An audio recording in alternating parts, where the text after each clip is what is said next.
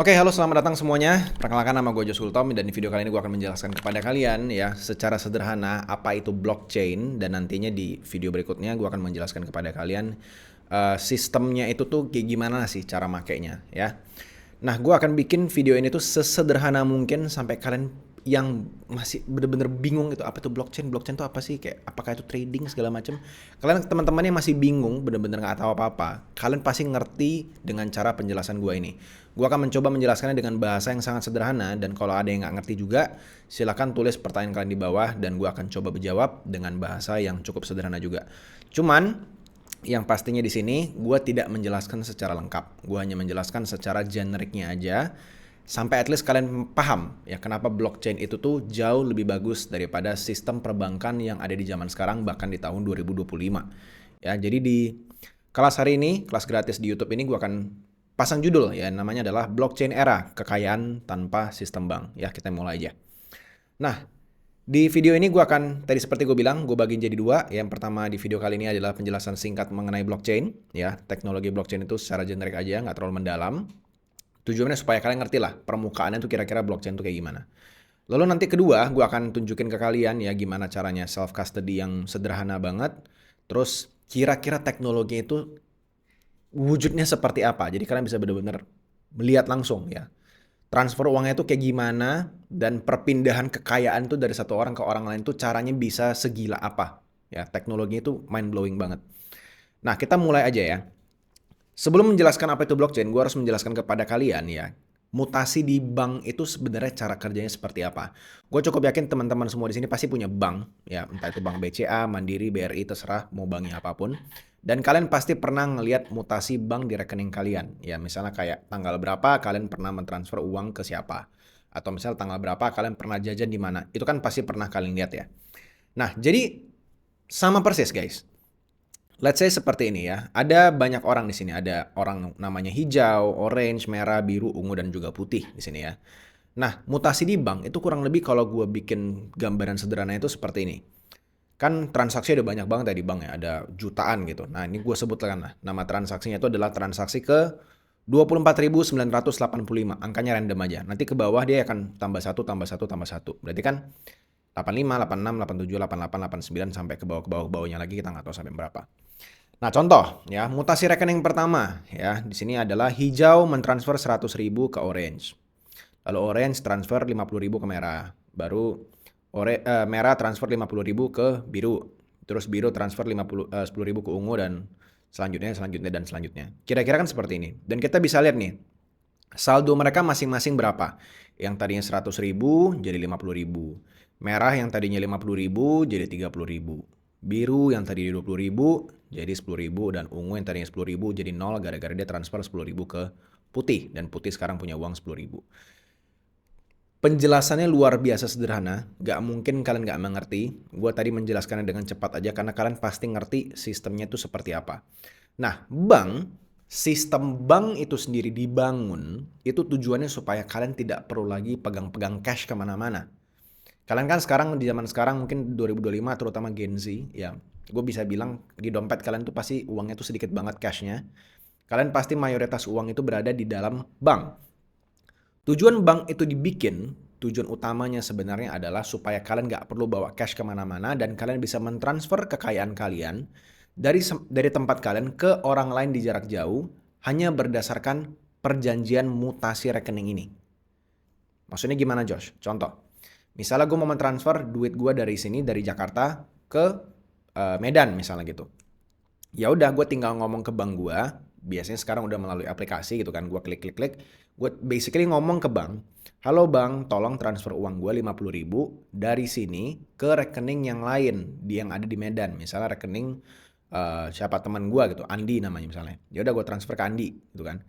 Bank di rekening mutasinya bank ini kita sebutnya buku besar. Ya, mereka itu akan mencatat Josh mentransfer uang sebanyak sejumlah contoh 50.000 ke Andi. Andi akan nambah saldonya yang contohnya tadi dari 0 rupiah menjadi 50.000. Persis seperti ini. Ya, jadi gue nggak perlu bener-bener harus serahin uang 50.000 ke bank dan bank harus literally secara fisik kirim 50.000 ke Medan. Itu nggak perlu. Mereka cukup catat aja. Nah, buku besar inilah yang menyimpan uang siapa milik siapa, transaksinya ada apa aja isinya, dan siapa uangnya ada berapa, dan segala macamnya. Jadi basically, uang kita tuh nggak pindah secara fisik. Uang cashnya tuh nggak pindah. Uang cashnya tuh diam di satu tempat. Tapi nilai value masing-masing orang itu bisa berubah-ubah terus. Hanya gara-gara pencatatan buku ini. Buku ini yang kita sebut sebagai buku besar. Nah, harusnya kalian paham sampai di sini. Kalau kalian masih nggak paham, kalian boleh tolong ulangi lagi beberapa menit sebelumnya. Nanti kalian bisa nonton ulang. Oke? Nah, semua sistem buku besar yang tadi gua sebut, itu disimpan di sebuah sistem. Ya, sistem komputer. Dan itu biasanya ada di dalam sebuah gedung. Ya, kalau misalnya banknya itu bank BCA atau bank BRI, ya berarti di dalam gedung bank BCA atau gedung BRI, kira-kira kayak gitulah. Nah, di dalam gedung BCA atau gedung BRI ini, bank apapun itu, biasanya ada yang namanya server. Server itu bentuknya literally cuma komputer doang, guys. Ya, kalau kalian pernah lihat video-video atau film-film yang banyak rak-rak komputer gitu, itu namanya server. Ya. Jadi selama server ini nyala 24 jam, bank kalian itu akan bisa beroperasi. Buku besar itu bisa terus nyatet. Gitu. Tiap detik itu bisa nyatet terus. Nambah file baru, nambah rekening baru, nambah transaksi baru, dia bisa terus nambah. Jadi ini harus nyala 24 jam, nggak boleh mati. Ya. Cuman masalahnya, seperti mungkin video sebelumnya, gue akan ngomong kalau misalnya ada perang, ini akan bermasalah. Kenapa? Kalau misalnya ini dibom, hancur, maka servernya atau pencatatan buku besarnya itu bisa terganggu ya. Mungkin nggak cuma bom aja ya, bisa melalui serangan perang, entah itu servernya dimatikan secara listrik atau misalnya hacking ya, atau misalnya bahkan bagi kalian teman-teman yang nggak tahu, kalau nasabah ya itu tarik semua uang cash mereka secara bersamaan di satu sistem bank, itu banknya collapse. Ya namanya dari fractional reserve banking. Jadi nggak harus melulu perang. Bank itu sendiri bisa collapse kalau misalnya nasabah itu tarik duit cash. Karena mereka sebenarnya nggak punya uang segitu banyak. Mereka tuh cetak uang baru melalui namanya fractional reserve banking. Kalau kalian mau tahu video ini mengenai fractional reserve banking, kalian bisa nonton video gue yang lama, videonya yang ini. Ya ini boleh ditonton. Ini kalian perlu tahu bank itu sistem kerjanya seperti ini, cetak uangnya. Mereka bikin uang itu seperti ini. Ya. Jadi ada resiko-resiko tersebut. Nah, kalau misalnya hal tersebut terjadi, sudah pasti buku besarnya keganggu, dan kalau buku besar keganggu, mereka nggak bisa nyatet hal baru, uang kalian tuh nggak bisa bergerak. Kalian perlu tahu ya, kalian narik uang cash dari ATM atau dari teller bank gitu ya, itu buku besarnya harus tetap dicatat. Ya, Josh menarik uang 500.000 dari rekening bank, itu harus dicatat di buku besar, nggak boleh nggak. Jadi kalau buku besarnya nggak bisa diakses, servernya tidak bisa diakses, ya nggak bisa ngapa-ngapain. Gitu ya, paham ya? Nah, kira-kira seperti itu guys, ya. Kelemahan yang ada di sistem perbankan di zaman sekarang. Kita belum lagi ngomong mengenai kalau misalnya kita mau transfer ke luar negeri ada biaya admin, ada biaya-biaya lainnya. Kalau kita mau transfer uang miliar-miliar itu tuh pasti nggak segampang itu gara-gara bank nanti akan telepon kalian atau bahkan nanti nggak diizinkan gara-gara katanya pencucian uang dan segala macam. Padahal itu uang kalian sendiri. Jadi bank itu sebenarnya banyak banget restriction-nya yang kalian nggak bisa pakai, ya. Nah, sekarang gue harus menjelaskan kepada kalian apa itu blockchain. Blockchain basically sama persis kayak bank. Sistem mutasinya sama persis. Nggak jauh beda. Ya. Si hijau mentransfer ke orange, orange mentransfer ke merah, merah transfer ke biru, dan segala macamnya. Persis seperti bank. Kalian nggak usah pikir-pikir blockchain itu ribet kayak gimana. Sistemnya sama persis. Buku besarnya sama persis. Cuman bedanya adalah kalau tadi bank itu mereka simpan di dalam gedung-gedung tertentu yang mungkin jumlahnya ada beberapa gitu. Misalnya di Indonesia cuma di Indonesia aja. Kalau blockchain itu tuh bukan dalam bentuk satu gedung. Dia itu tersebar banyak sekali tempat di seluruh negara.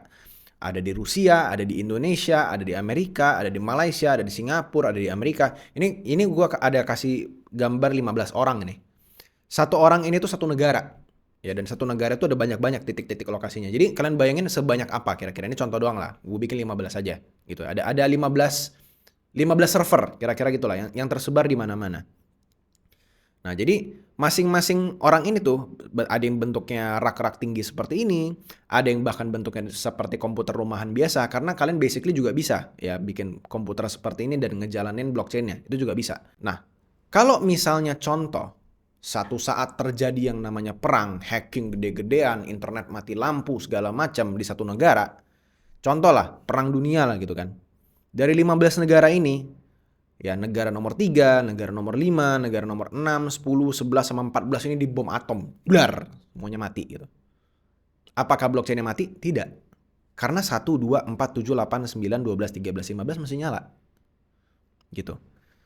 Ya, semuanya masih menyala. Tapi kalau kita ngomongin sistem perbankan, banknya satu negara aja mati, uang kalian nggak bisa diakses lagi.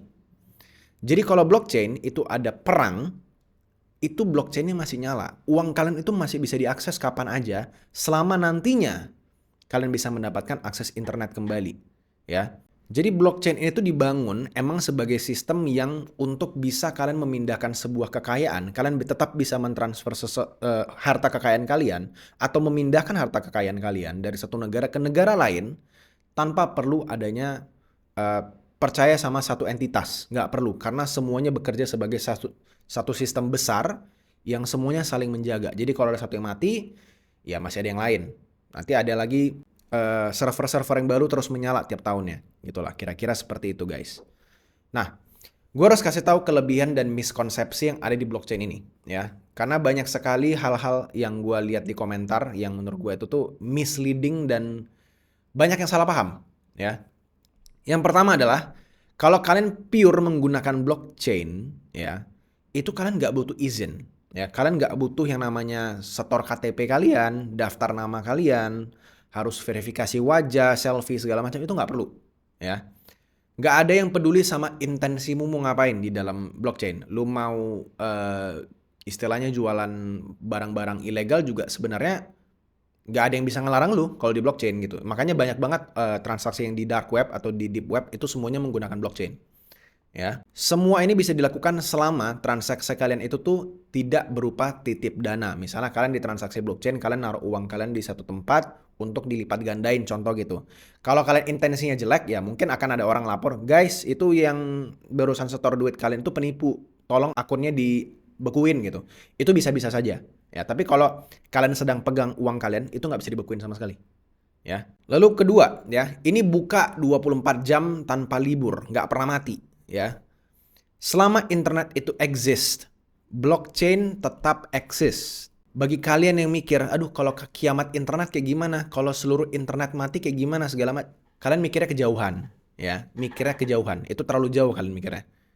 Kalau misalnya internet semuanya mati, bank kalian juga nggak bisa pakai. Kalian mau tarik cash juga nggak bisa. Jadi kalau kalian mau simpan emas, terserah. Gue nggak bilang ini blockchain jadi hal yang paling bagus yang kalian harus all in ke dalam, nggak perlu. Tapi at least kalian ngerti, ini exist teknologinya. Ya. Lalu yang ketiga, tidak wajib Bitcoin. Atau tidak wajib aset-aset kripto lain yang harganya bisa naik turun, naik turun, naik turun. Jadi kalau kalian mau simpan harta kekayaan kalian, kalian juga bisa simpan dalam bentuk fiat. Bisa simpan juga dalam bentuk yang namanya stable coin. Ya. Kalau kalian mau mengerti stable coin, kalian silakan cari di luar sana ya.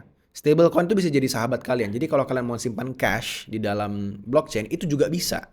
Harganya itu nggak naik turun, dia tetap stay, $1 ya $1 aja gitu. Lalu yang keempat adalah bisa diakses dimanapun dengan adanya internet. Jadi let's say kalau kalian ada tinggal di Antartika sekalipun dan kalian bisa pakai internetnya Starlink punya Elon Musk gitu ya, kalian tetap bisa akses blockchain kalian. Ya, selama internetmu exist atau bahkan internetmu mati di rumah dan lu baru bisa akses 10 tahun lagi, asetmu tuh tidak akan pernah hilang. Dia tetap stay di sana. Ya. Selama lu masih simpan kuncimu, ya namanya seed phrase atau kuncimu itu tidak diambil orang, asetmu itu tidak akan hilang, dia akan tetap aman dan tidak peduli tempatmu itu ada perang atau enggak. Asetmu tetap akan stay ada di sana, ya. Jadi kalian mau simpannya hari ini, kalian mau buang semuanya, mau kalian sembunyiin, terus kalian mau akses nanti 2 tahun ke depan gitu misalnya setelah kalian pindah ke luar negeri atau keluar planet, tapi kalian masih pegang kuncinya, ya kalian bisa akses lagi. Segampang itu. Ya, kuncinya itu bahkan nggak perlu yang gimana-gimana, kalian bisa simpan di dalam kepala kalian. Nanti bakal jelasin di video kedua nantinya. Dan hal-hal lain yang kalian harus tahu ya, blockchain itu yang berikutnya adalah tidak bisa dihack. Kalau kalian ada ngelihat berita di mana oh kripto kena hack segala macam, yang kena hack itu tuh bukan blockchain-nya. Yang kena hack itu adalah exchange atau istilahnya tempat di mana kalian menitipkan dana kalian ke orang lain, lalu orang lain itu yang kena hack. Entah dia tiba-tiba ditipu orang, entah dia karena salah klik link atau segala macamnya, makanya kena hack. Tapi kalau kalian simpan uang kalian di dalam dompet kalian aja dan kalian nggak ngapa-ngapain, kalian cuma letakin gitu aja, itu nggak akan pernah kena hack. Karena nggak pernah ada kejadiannya. Yang kena hack itu selalu exchange-nya. Blockchain-nya selalu aman. Lalu yang berikutnya adalah blockchain itu tidak bisa di-ban. Maksudnya gimana? Karena sifat yang tadi tersebar, yang tadi gambar ada 15 orang ini, ya. Mau dia 5-nya kena ban, yang lain masih nyala. Masih ada 10 yang nyala. Jadi nggak ngaruh dia mau di-ban atau kayak gimana. Kalian tetap bisa akses. Kalau yang di-ban itu exchange, itu bisa. Karena itu perusahaan. Blockchain itu bukan perusahaan. Yang blockchain-nya itu tetap bisa kalian akses walaupun di-ban di negara kalian. Yang selanjutnya adalah, kalau kalian mau pakai blockchain, itu kalian nggak wajib trading. Ya, kalian bisa cuman simpan dan ya udah diam aja di dompet itu juga bisa. Persis kayak ATM kalian kan nggak perlu beli sesuatu kan di ATM kalian kan. Kalian harus ya udah sekedar simpan itu nggak masalah. Ya, jadi kalau kalian dengar kata kripto dan blockchain itu nggak wajib trading jual beli. Nggak wajib. Ini cuma sebuah teknologi saja. Ya. Dan yang terakhir, yang menurut gua ini sangat-sangat powerful adalah aset kripto kalian di blockchain tidak bisa disita. Maksudnya gimana? Asetmu itu tuh nggak bisa diatur atau diambil atau dicuri atau disita oleh siapapun, termasuk pemerintah sekalian, kecuali kalian yang ngasih. Entah kalian ngasih dengan cara kalian contoh ya, kalau kalian misalnya ditodong pistol gitu ya, mungkin kalian mau ngasih gitu. Cuma maksud gue kayak selama kalian tidak memberikannya kepada dia secara sengaja ataupun tidak sengaja, entah kalian klik virus atau kayak gimana, itu tidak bisa disita, tidak bisa dibekuin juga rekening kalian. Blockchain wallet kalian itu tidak bisa dibekuin sama sekali. Bahkan sama pendiri blockchainnya sekalipun, itu tidak bisa. Satoshi Nakamoto ya, pencipta Bitcoin itu nggak bisa ngeblokir wallet kalian tuh nggak bisa. Semua transaksi di blockchain sejatinya itu tidak bisa diputar balik. Jadi let's say gue mentransfer uang ke A, ya udah selesai. Itu nggak bisa gue minta tolong call center terus minta, tolong dong gue tadi salah transfer, nggak bisa. Ya A harus transfer ke gue balik melalui izinnya sendiri. Jadi gue nggak bisa putar balik transaksinya. Jadi semua transaksi yang terjadi di blockchain itu irreversible. Kalau udah terjadi ya udah terjadi aja gitu. Ya. Oke, jadi kira-kira seperti itu teman-teman ya. Blockchain itu tuh cara kerjanya kayak gitu. Ini cuman penjelasan sangat sederhana. Ini nggak mendetail sama sekali. Gue bahkan nggak ngasih contoh. Cuman kira-kira seperti itu. Kalau kalian tertarik untuk belajar jauh lebih dalam, yang lebih lengkap, yang jauh lebih detail, dan kalian bisa pakai dengan luar biasa maksimal gitu ya, sampai dalam-dalamnya, itu semua gue ajarin di dalam modul gue di Connect3. Kalau kalian mau pakai modulnya, silakan, itu linknya gue kasih di bawah. Kalian silakan cek aja, di dalam ada ngebahas apa aja.